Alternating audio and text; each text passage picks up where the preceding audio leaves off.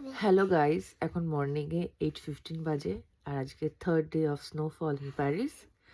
কালকেও husband office যাওয়ার জন্য বেরিয়েছিল এবং পাবলিক ট্রান্সপোর্ট যথারীতি চলছে না, তো ফিরে এসেছিল। আজকেও গেছিল, আজকেও ফিরে এসছে।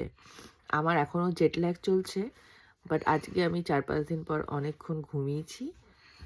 তো এই যে আমার ছানাপোনারা সবাই জেগে রয়েছে, মানে উঠে পড়েছে স্নো দেখার জন্য।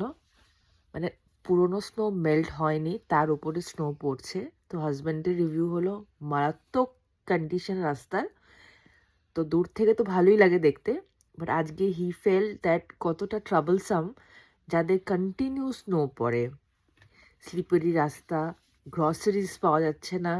আমরা জাস্ট বেসিক স্টেপল জিনিসগুলো নিয়ে রেখেছি খাওয়ার জন্য। তো দেখবে থার্ড ডে অফ স্নো এর কন্ডিশন, হেয়ার ইট ইজ।